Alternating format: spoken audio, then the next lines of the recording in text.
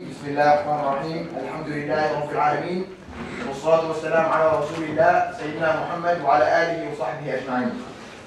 We start in the name of God, the most gracious, the most merciful.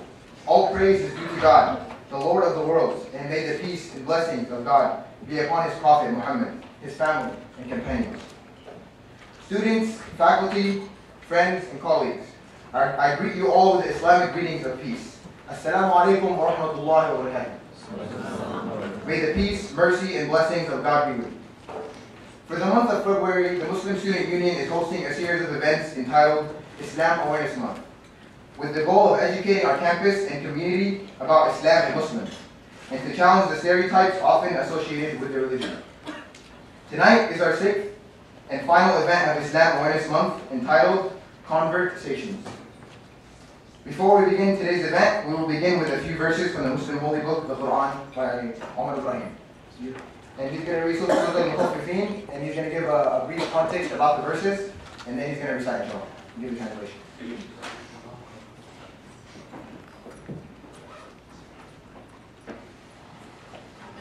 Bismillahirrahmanirrahim. Just a brief context. Surah Al-Mutaffifin was brought down on the people in the very, very early stages of Islam. It was like around the first few converts who entered Islam, and when they were getting like a lot of heat from the people of Quraysh.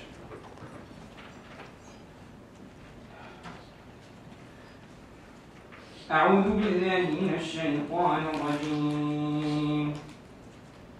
إن الأبرار لفي نعيم على الأرائك ينظرون تعرف في وجوههم نظرة النعيم يسقون من رحيق مختوم ختامه مسك وفي ذلك فليتنافس المتنافسون ومزاجه من تسنيم عينا يشرب بها المقربون إن الذين أجرموا كانوا من الذين آمنوا يضحكون وإذا مروا بهم يتغامزون وإذا انقلبوا إلى أهلهم انقلبوا فكهين وإذا رأوهم قالوا إن هؤلاء لضالون وما أرسلوا عليهم حافظين فاليوم الذين آمنوا من الكفار يضحكون على الأرائك ينظرون هل ثوب الكفار ما كانوا يفعلون. Surely the righteous will be in bliss, reclining on soft couches, looking all around, and you will recognize in their faces the brightness of bliss. Their thirst will be quenched with pure sealed wine, the seal which will be of musk. Those who wish to excel above others, let them excel in this. That wine shall have a mixture of tasneem, a spring, at which those nearest to Allah will drink. During their life on earth, those who were criminals used to mock at the believers and winked at one another as they passed them by. When they returned to their own people, they returned jesting. And when they saw the believers, they used to say, "These are the people who have surely gone astray." Although they had not been sent as guardians over them, on that day the believers shall be laughing at the unbelievers, as they recline on couches, looking all around. Have not the unbelievers been fully rewarded for what they used to do?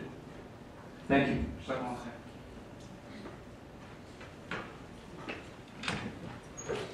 Jazakallah khair, Brother Omar, for that beautiful citation. Okay, so our 5 guest speakers for today, inshallah, are going to be Pauline Rivera, Jamila Haq, Hiro Okahana, Mustafa Holbrooks, and Hannah Said. Okay, so we're going to start, inshallah, by asking each of our guests to briefly introduce themselves. So we can start from the right. Assalamu alaikum. Peace be upon you. My name is Hannah Said. I'm a 4th year UCI student. And that's me. Well, Hannah, I was a little bit more prepared. I actually typed it out because I'm not good with this on-the-spot kind of thing, so excuse me. I'll just read it. Good afternoon, and I wanted to thank all of you for joining us this evening and taking time out of your busy schedules to come in here and listen to us. So first I would like to meet you with the Muslim greeting of peace, as we like to do, as you can tell. It's Assalamu alaikum wa rahmatullahi wa barakatuh, which translates to convert to Islam or die by the sword. No, it doesn't. That was a joke. It wasn't a fail, Miriam. We laughed. No, it means may the peace, mercy, and blessings of Allah be with you. My name is Pauline Rivera. And I wanted to share a little bit about myself just to give you kind of an idea of who I am. So like many of you in this room, I'm a student, and I plan to finish my undergraduate degree at Cal State University Fullerton in social work, and I aspire to be a marriage and family therapist. I sincerely believe that families are key to a productive and healthy society, and my goal is to continue to work in my community and benefit, inshallah. I want to empower young women to be educated, to be independent, and to be strong in everything that they do. I volunteer regularly at a nonprofit organization called Crittenton, and it's based out of Fullerton. And I mainly work with, undocumented immigrants, children, refugees, troubled youth, and orphans. So, in terms of my background, I'm a Latin American Muslim. I'm the youngest of 5. You know, Latinos, we have a lot of family. And my parents are both immigrants. My mother is from a little town called Tingabato, Michoacan, which is in Mexico. And my father is from the Caribbean, and he's of Puerto Rican and Dominican descent. So I'm a mutt. Although my parents were both raised Catholics in their hometown, my siblings and I were brought up as Seventh-day Adventists, and we attended churches on Saturday regularly because Seventh-day Adventists believe that the Sabbath or the holy days on Saturday, very similar to the Jews. So I actually never ate pork growing up. After I converted, I was asked, "Oh, how do you like not eating pork?" And I never ate it to begin with. But at a young age, I was very inquisitive, and I got into a lot of trouble at church. So it was,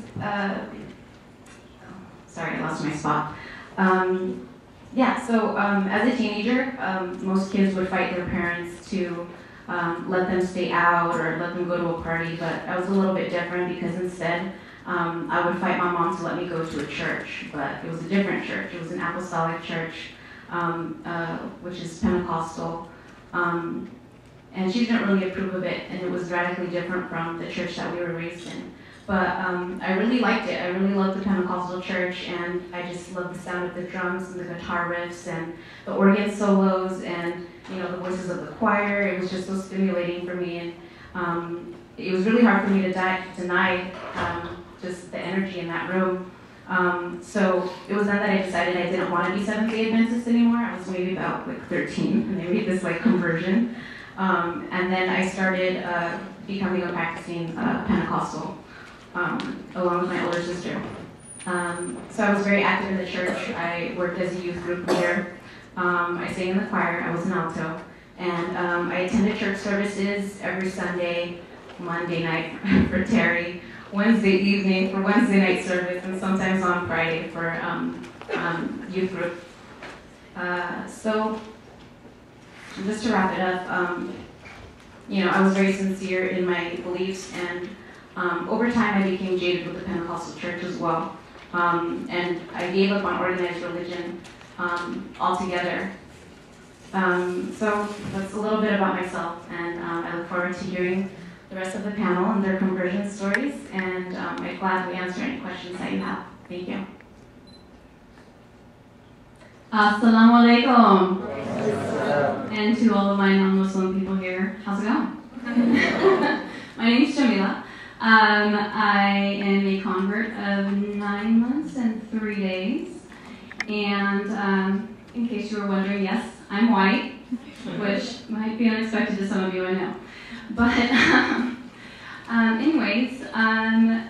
kind of have a history that a lot of you probably wouldn't expect a Muslim to have. I'm a former supermodel and also a former drug addict.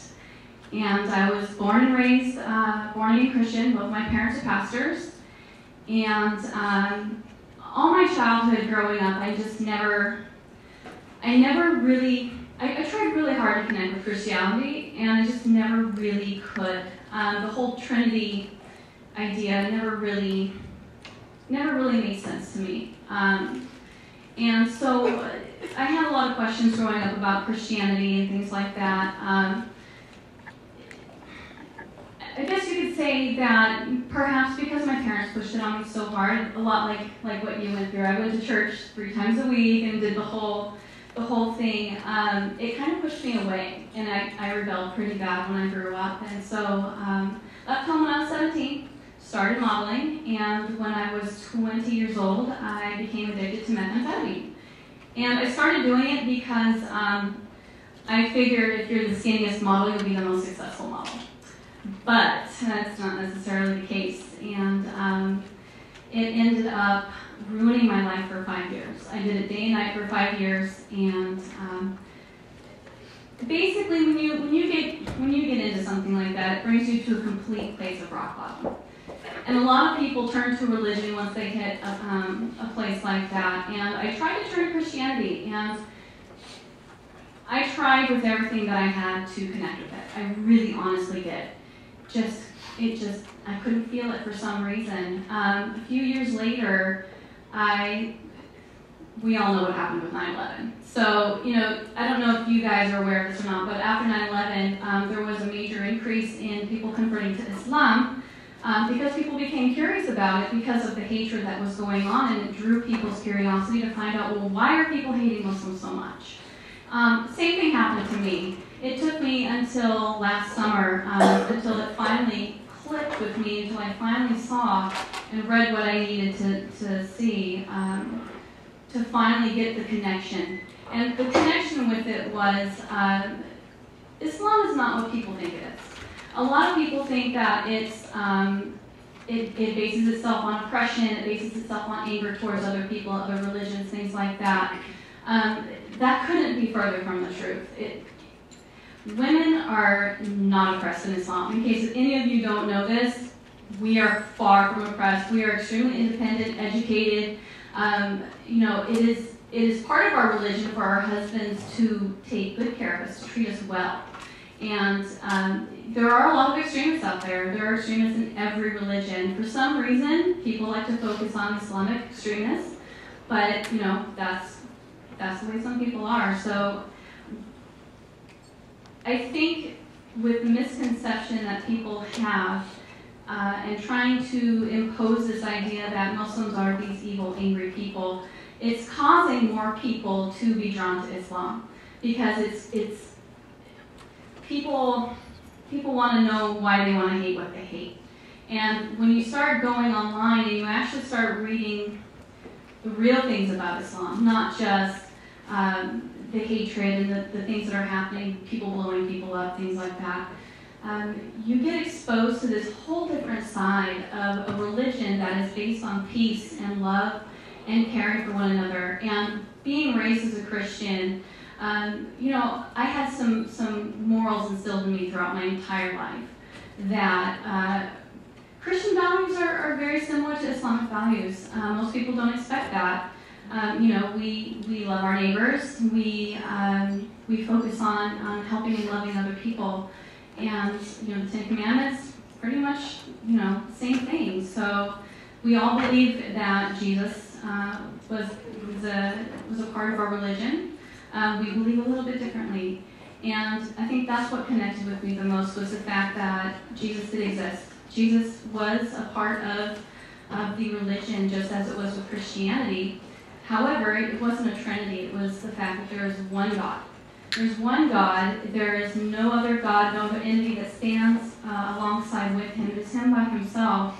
And once I got that, there was no question in my mind that Islam was the truth.